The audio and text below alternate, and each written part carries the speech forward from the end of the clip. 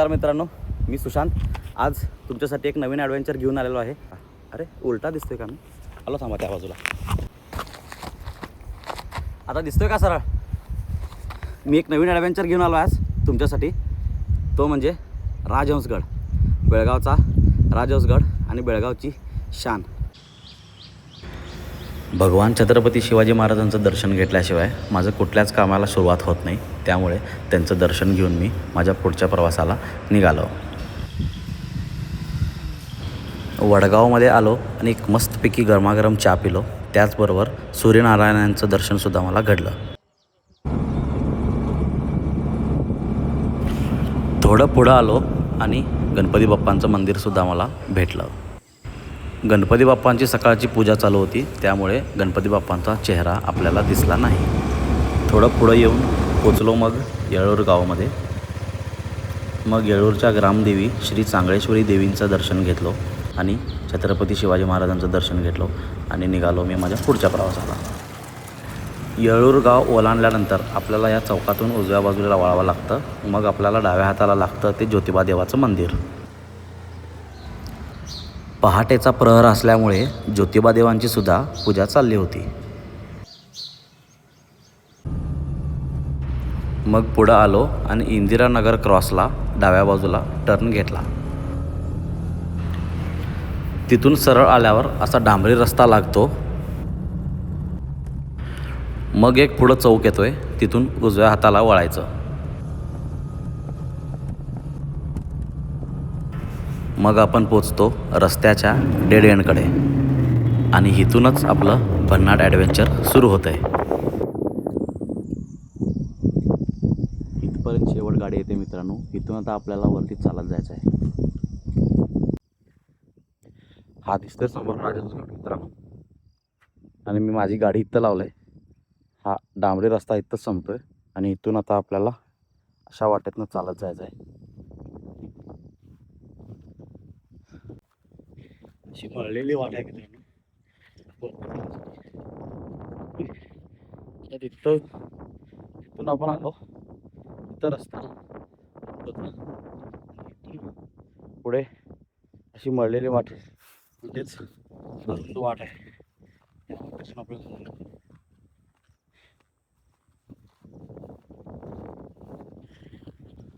योगायोगाने आज पाऊस जरा थांबला आहे. सूर्यदेवांचा दर्शन करायला भेटते आपल्याला. त्यामुळे माझ्यासाठी बरंच आहे. रेनकोट आणलाय मी, तसा बॅगेत आहे, पण तरी पाऊस असला तर शूट व्यवस्थित घेता येत नाही.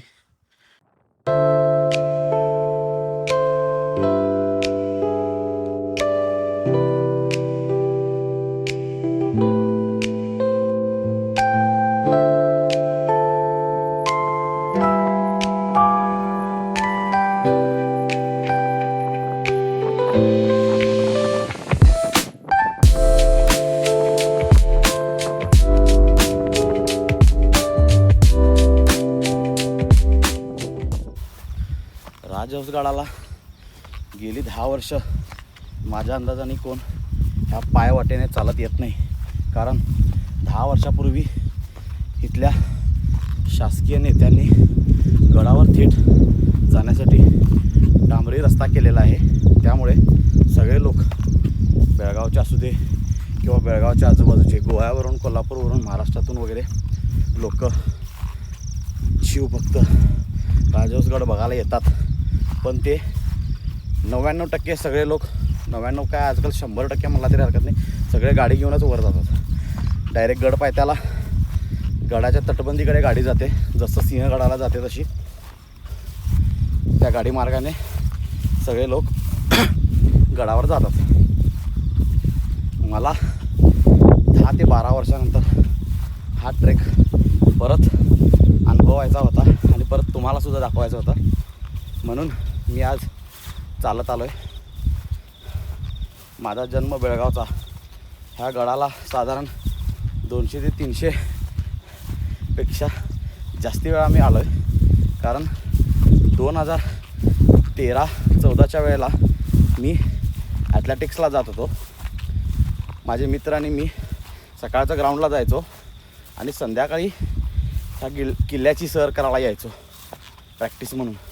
खाली गाडी लावायची येळूर गावात, जिथं आता लावलं तिथं गाडी लावून गड चढायचा, परत उतरायचा, थोडा उशीर थांबून एक्सरसाइज करून. असं आम्ही आठवड्यातून 3 ते 4 वेळा यायचो त्यावेळी 2013 ते 14. त्यावेळेला किती वेळा आलो आहे अंदाज नाही ह्या गडावरती. त्यावेळी आम्ही ज्यावेळी यायचो 2013-14ला तो डांबरी रस्ता नव्हता, फक्त चालत जायचं आणि चालत यायचं. दुचाकीसुद्धा वर जात नव्हती गडावर. आता 4 व्हीलर 2 व्हीलर 4 व्हीलर आराम जाते. डोंगर चढून आलो आहे, जवळपास 70% आलो आहे मी. अजून एक 30-35% आहे गडाकडे.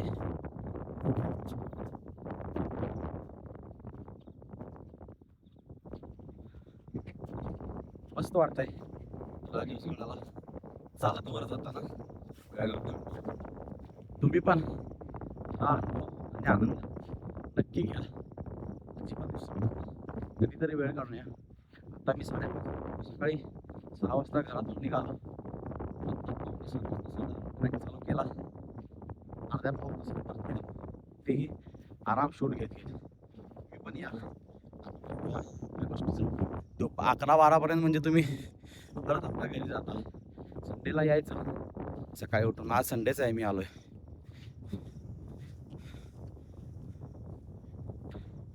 ट्रेक करत गड किल्ले चढायची, बघण्याची जी अनुभव किंवा आनंद म्हणतो आपण, ते डायरेक्ट वर गाडी घेऊन जाण्यात नाही, असं माझं वैयक्तिक मत. बाकी सगळ्यांचे वेगवेगळे विचार.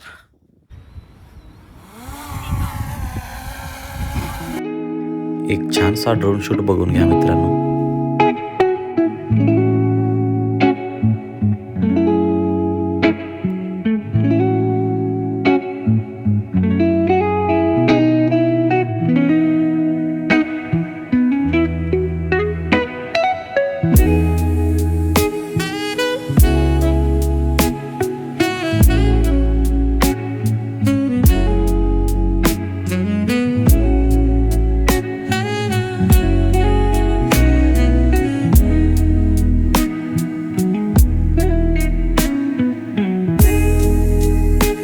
चला आता ड्रोन बोलून घेतो, नाहीतर पुढे जायला वेळ होईल. एवढा मस्त जोर वारा सुटलाय मित्रांनो. तुम्ही पण या राजहंसगडाला, गाडी घेऊन नाही चालत.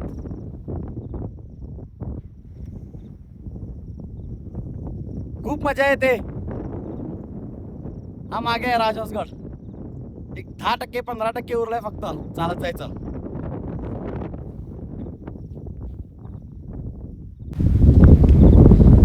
आणि मी आज एकटाच आलोय ट्रेकला, माझ्यासोबत कोणी नाही. बघू शकता तुम्ही, एकटं फिरण्याचं तर भरपूर मजा आहे.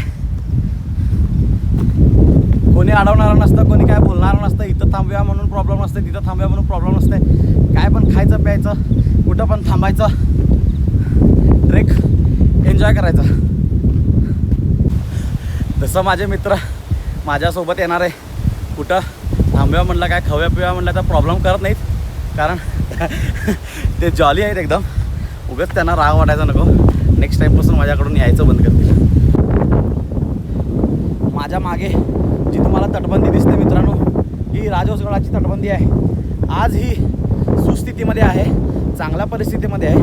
आणि बांधकाम तुम्ही बघू शकता, जसंच तसं ज्यावेळी सुरुवातीला केलेलं आहे त्याप्रमाणेच अजून टिकून राहिलेलं आहे. ही वाट आपली इथून मी चालत आलो दिसते.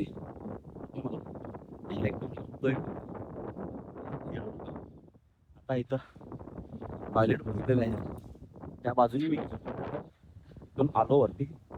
मी राजहंसगडाच्या पार्किंगच्या ठिकाणी पोहोचलोय, कार पार्किंगच्या ठिकाणी. दिसतो. चला जाऊया वरती गडावर.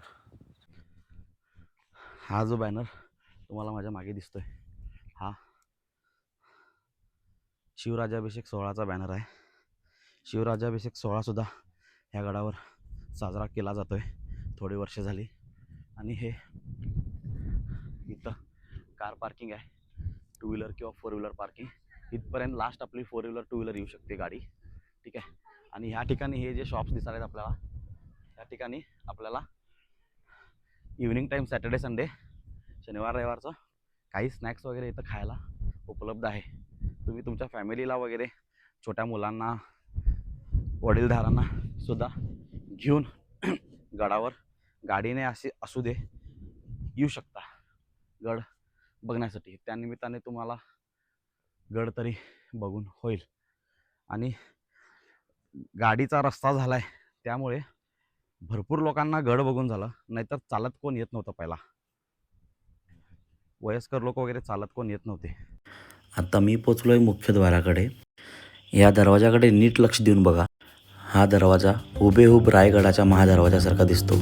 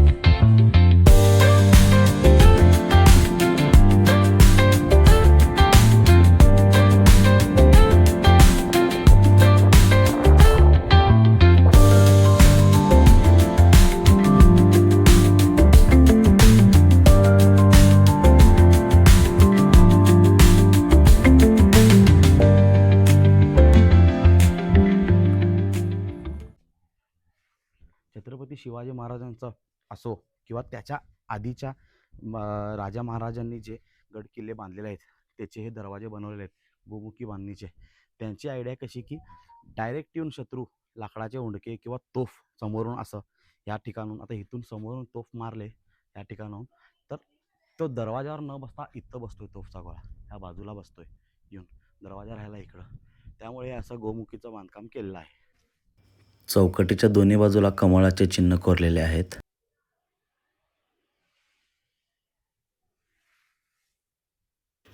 आणि चौकटीच्या वरती शरभाचे 2 चित्र आपल्याला बघायला मिळतात.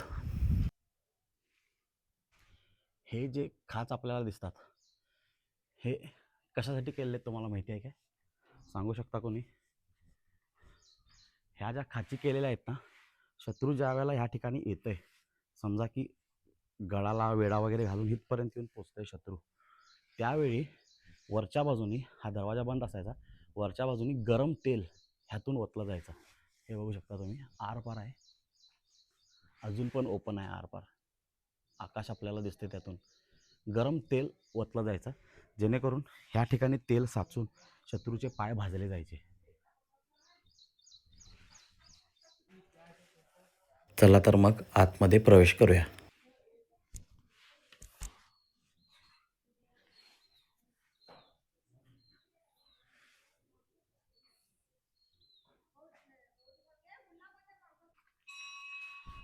इथून दरवाजातून आत आल्यावर आपल्याला दोन्ही बाजूला अशा ह्या मावळ्यांच्या चौक्या बघायला मिळतात.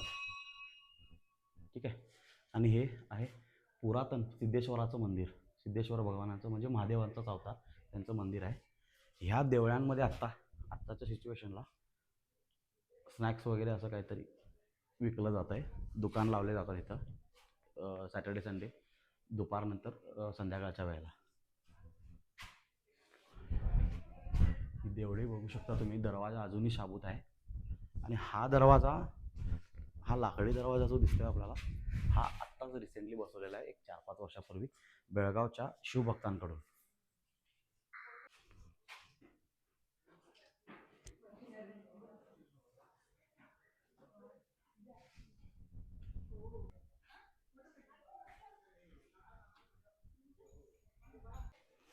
गडावर आल्यावर ज्या मुख्य 2 गोष्टी आपल्याला बघायला मिळतात त्या म्हणजे हे सिद्धेश्वराचं मंदिर आणि ह्या बाजूला आहेत छत्रपती श्री शिवाजी महाराज. तुम्हाला मी मागचा बुदरगडचा आणि पारगडचा व्हिडिओ पण दाखवलेला. त्यामध्ये पण छत्रपती शिवाजी महाराजांच्या आणि महादेवाच्या मंदिरच्या समोर तुळशी देवी होती. तसंच सिद्धेश्वराच्या मंदिरच्या इथं सुद्धा तुळशी मातेचं दर्शन आपल्याला करता येते. मग आपण आत शिरतो श्री सिद्धेश्वराच्या मंदिरमध्ये.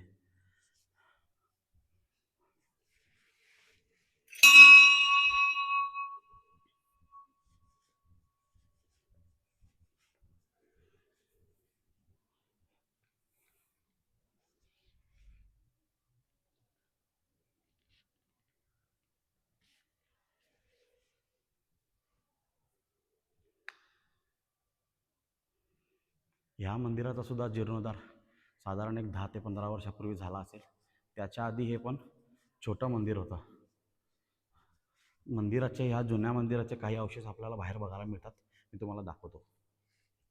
जसं मी तुम्हाला आज सांगितलं, मंदिरामध्ये हे जुन्या मंदिराचे अवशेष आहेत. हे चौकटीवरचा दगड आहे हा. हे गणपती भगवान आणि हा नंदीचा फक्त चेहरा आपल्याला दिसतोय. हे पण दगडात असे कोरलेले नंदी आहेत. हे चौकटीचे दोन्ही भाग असावे, वर्टिकल भाग. ह्या दरवाजाच्या बाजूला इथं आणि या मंदिराच्या समोर हे अवशेष ठेवलेले आपल्याला दिसून येतात.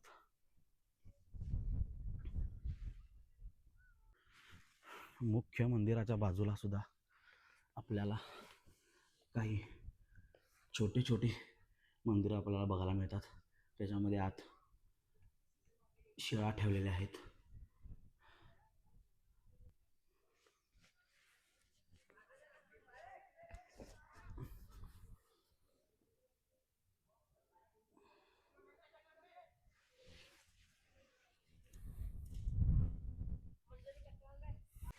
सिद्धेश्वराचं दर्शन घेऊन आपण महाराजांच्या मूर्तीकडे यायचं. आजच्या दिवशी बेळगाव आणि हुबळी या नावाने ओळखली जाणारी 2 मोठी शहरे, या 2 मोठ्या शहरांवरती 8व्या ते 13व्या शतकापर्यंत रट्ट घराण्याचं राज्य होतं. त्या रट्ट घराण्याच्याच राजांनी हा राजहंसगड बांधलेला असावा. 12व्या शतकात बहमनींनी भारतावर मोठ्या प्रमाणात हल्ला केला. त्यानंतर हा राजहंसगड बहमनीने जिंकून घेतला. मग पुढे हा गड आदिलशहाकडे आला. आदिलशहाने आपल्या असद अली खान नावाच्या सरदाराला राजहंसगडाचा व बेळगावच्या भुईकोट किल्ल्याचा किल्लेदार म्हणून नेमला होता. असद अली खानने या किल्ल्याची मोठ्या प्रमाणात डागडुजी केली होती असं बोललं जातं. आपल्याला दिसतात, जे दर रविवारचा स्वच्छता करतात, शिवाजी महाराजांची मूर्ती धुतात. ते बघू शकता तुम्ही. त्यात मूर्तीला अभिषेक होतो आणि ते पूजासुद्धा करतात छत्रपती शिवाजी महाराजांची आणि ह्या आपल्या सिद्धेश्वर मंदिराची. ही मोठी विहीर एक आहे गडावर, जी आपल्याला आजही सुस्थितीमध्ये दिसते. पुरातन विहीरच आहे ही, आजकाल बांधलेली नाही आहे. ह्याच्यावरती सिक्युरिटीसाठी, सेफ्टीसाठी जाळी घातलेली आहे. हे चांगल्यासाठीच आहे. इथं बघा, महाराजांचा अभिषेक सुद्धा चालू आहे.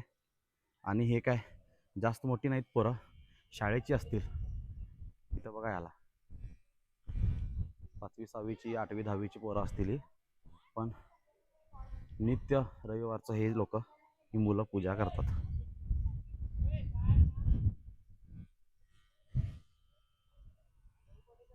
सकाळचे वाजलेत 8.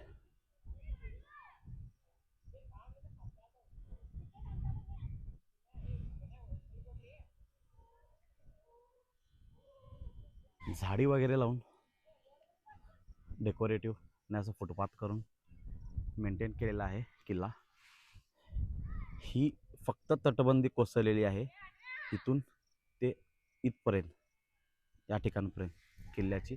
नाहीतर तिथून पुढे पूर्ण तटबंदी शाबूत आहे आजपर्यंत किल्ल्याची. हा एवढा गड तुम्ही बघू शकता, जास्त मोठा गड नाही.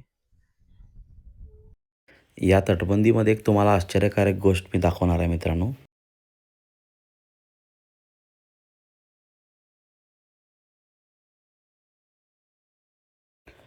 हे शौचकूप आहे, म्हणजेच ह्याला आपण टॉयलेटसुद्धा म्हणतो.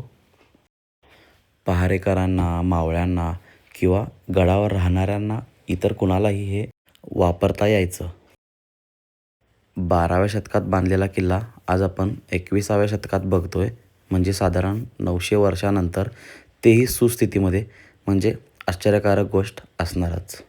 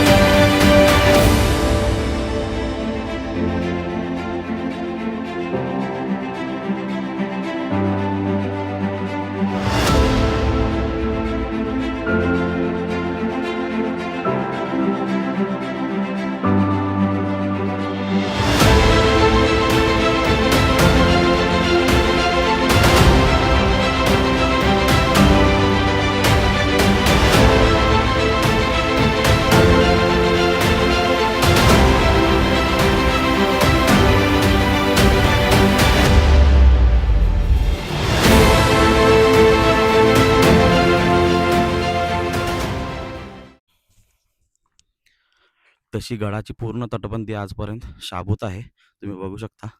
ही साधारण एक 10 फूट रुंदीची वाट आहे, जी पूर्ण गडाला वेढा घातले. चौफेर तटबंदी आपल्याला या गडाला बघायला मिळते, जशी बुदरगडाला सुद्धा आहे. सावनूरचे नवाब, पेशवे व टिपू सुलतान ह्या तिघांमध्ये हा किल्ला जिंकून घेण्यासाठी लढाई झाली असं बोललं जात आहे. पुरंदरचा ज्यावेळी तह झाला त्यावेळी शिवाजी महाराजांना औरंगजेबाला 23 किल्ले द्यावे लागले होते. 1666ला शिवाजी महाराजांनी ठरवलं की दिलेले किल्ले परत लढवून आपण स्वराज्यामध्ये सामील करावे. त्यावेळी पन्हाळगडाहून निघून शिवाजी महाराज गोव्याच्या स्वारीवर निघाले होते. त्याचवेळी जाता जाता वाटेत हा किल्लासुद्धा शिवाजी महाराजांनी जिंकून स्वराज्यात सामील करून घेतला होता. हे तुम्हाला सौचकोप मी दाखवलं इथं. या ठिकाणी चोरवाट आहे,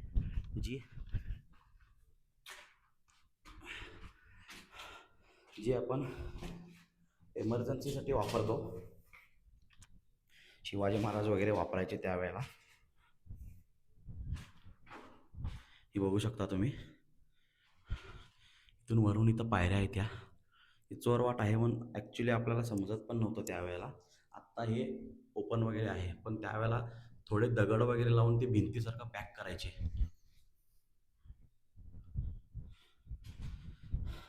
एमर्जन्सी एक्झिटसाठी चोरवाट वापरली जायची.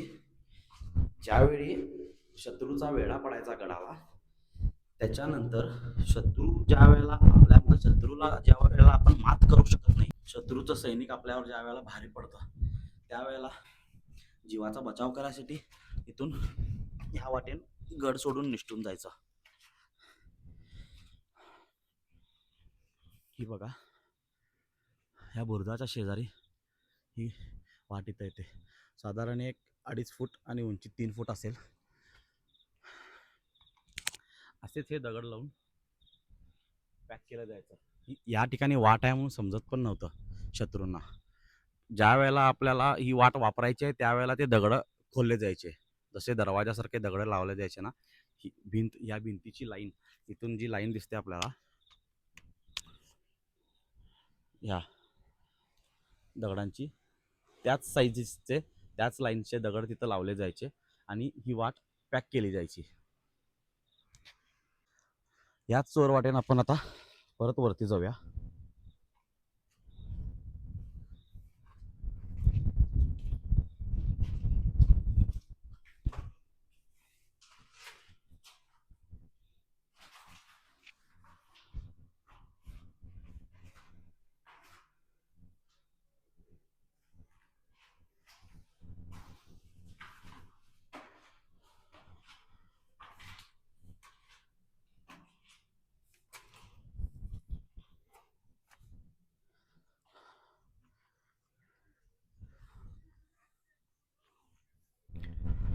राजहंसगडावरून आपल्याला भूतनाथचा डोंगर बघायला मिळतोय, जो खानापूरला जाताना आपल्याला वाटेत लागतोय. हे बघा, भूतनाथ मंदिर जे गणेबैलच्या चेकपोस्टच्या अलीकडे आहे. हे येळूर गाव आहे मित्रांनो. हे येळूरचं डॅम आहे. हे येळूर सुळगा त्या गावचं नाव. त्याला येळूर सुळगा सुद्धा म्हणतात. आणि हे पेट्रोल स्टेशन जे बेळगावला किंवा आजूबाजूच्या एरियाला डिस्ट्रीब्यूट होतं इथून, हे देसूर गाव, देसूरचं रेल्वे स्टेशन आपल्याला दिसतंय तिथून. आणि तुम्हाला आता थोड्या उशिरापूर्वी मी दाखवलो हा गणेबैलचा भूतनाथचा डोंगर दिसतोय आपल्याला. इथं मंदिर आहे भूतनाथचं, ठीक आहे. त्याच्यानंतर हा हायवे दिसतोय खानापूरला गेलेला. आणि हे जे गाव दिसतंय हे राजहंसगड गाव आहे, ठीक आहे. ह्या गावात तुम्हाला जर गाडी घेऊन गडावर यायचं असेल तर ह्या गावामध्ये, राजहंसगड गावामध्ये पहिल्यांदा तुम्ही यायला पाहिजे. आणि आता तुम्हाला जे दाखवणार आहे मी तिथून चालत आलो.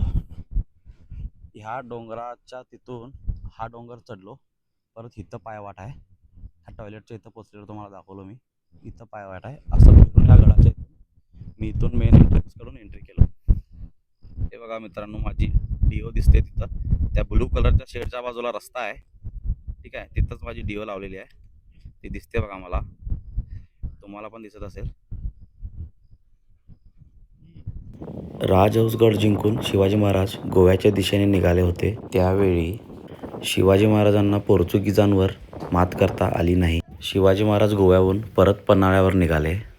नंतर शिवाजी महाराजांनी राजहंसगडाचा वापर गोव्याच्या पोर्तुगीजांवर नजर ठेवण्यासाठी केला होता.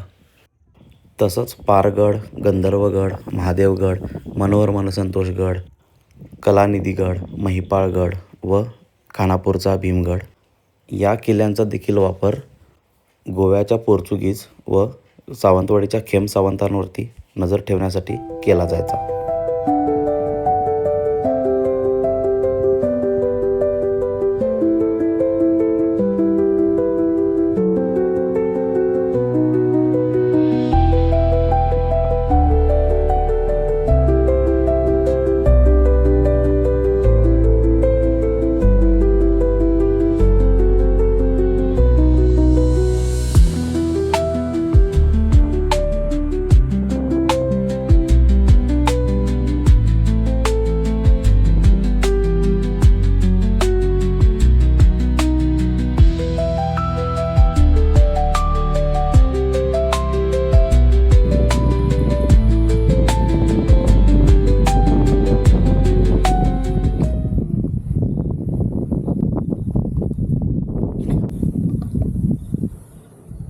काही लोक म्हणतात इथून गुप्तवाट आपल्या बेळगावचा जो भुईकोट किल्ला आहे बेळगाव शहरामध्ये तिथपर्यंत गेलेली आहे म्हणतात.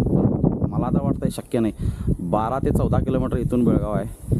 आता हे उंचावर आहे राजहंसगड. इथून खालती काढावा म्हणल्यावर त्या बेळगावच्या सिटीच्या लेवलच्या खालती जायला पाहिजे.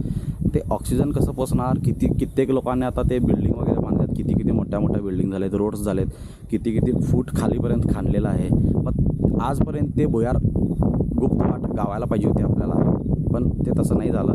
ते फक्त म्हण आहे लोकांची की बाबा हे गुप्तवाट होती वगैरे वगैरे सो अँड सो गोष्टी. हे फक्त हे खड्डा काढून इथं उंच दगड होता असेल, खड्डा काढून हे तटबंदीला बांधण्यासाठी दगड हा इथला वापरलेला आहे असं माझं म्हणणं. आणि इतर किल्ल्यांवरती पण शिवाजी महाराजांनी तसंच केलेलं आहे. पाणी साठवायसाठी पावसाचं पिण्यासाठी पाणी साठवायसाठी खड्डे काढले जायचे, दगड फोडला जायचा, त्याच्यामध्ये पाणी साठत होतं, अजूनही साठतं आहे गड किल्ल्यांवरती.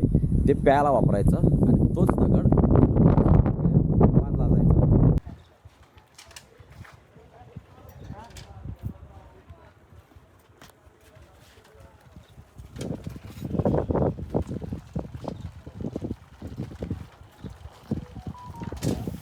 मी 2 तास गड फिरून इस्तोवर इथं खेळण्यांचे दुकानं व खाऊच्या गाड्या लागल्या होत्या.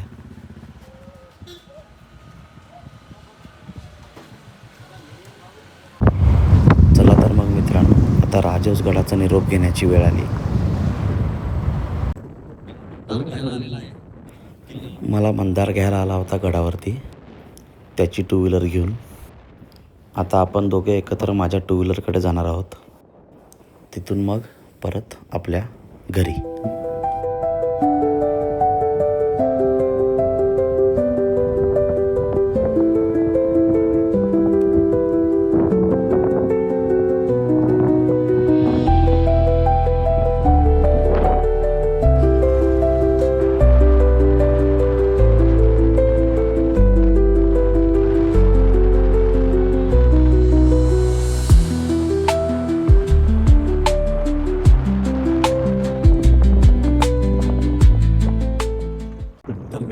मित्रांनो गाडीकडे मंदारने मला इथे गाडीकडे आणून सोडला. तर आजचा आपला प्रवास इथंच संपत आहे मित्रांनो. धन्यवाद हा व्हिडिओ पूर्ण बघण्यासाठी. माझा व्हिडिओ तुम्हाला आवडलेला असेल तर प्लीज लाईक, सबस्क्राईब आणि शेअर करायला विसरू नका. आणि कसा वाटला व्हिडिओ ते कमेंटमध्ये नक्की सांगा. धन्यवाद. भेटू लवकरच नेक्स्ट व्हिडिओमध्ये.